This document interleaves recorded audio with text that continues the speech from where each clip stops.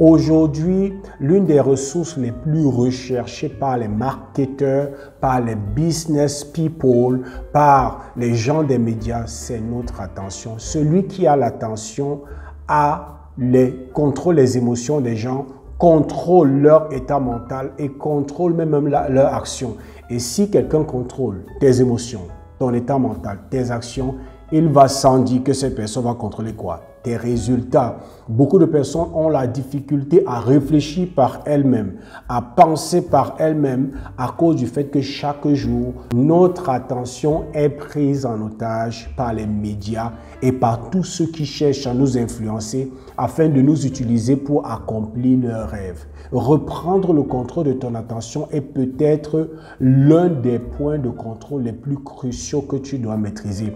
Parce que laisse-moi te dire, celui qui contrôle ton attention va sucer ton énergie. Celui qui contrôle ton attention et suce ton énergie va contrôler ton temps. Et laisse-moi te dire, si quelqu'un contrôle ton attention, il suce ton énergie, il exploite ton temps, alors tu deviendras ce que cette personne veut que tu sois. C'est pour ça que la première chose sur laquelle tu dois veiller et la première chose le premier domaine dans lequel tu dois reprendre le contrôle, c'est ton attention. Je veux que tu voies ton attention comme une ressource. Je veux que tu voies ton attention comme quelqu'un qui t'a donné un capital.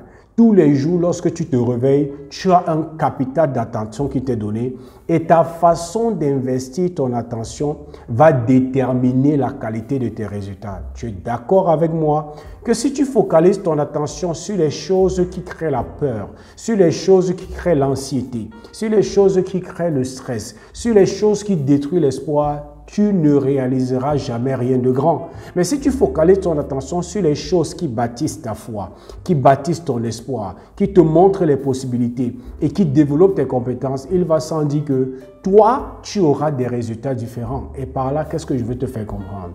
C'est que là où tu investis ton attention va déterminer la qualité de ta vie. Ce qui est dommage, c'est que beaucoup de personnes n'investissent pas leur attention, mais ils laissent les autres utiliser leur attention. Ils laissent les autres prendre leur attention en otage. Tu veux reprendre le contrôle de ta vie, il faut que tu reprennes le contrôle de ton attention. Tu dois pouvoir décider ce sur quoi tu te focalises. Tu dois pouvoir décider ce sur quoi tu axes ton attention et c'est à partir de là que les choses vont changer.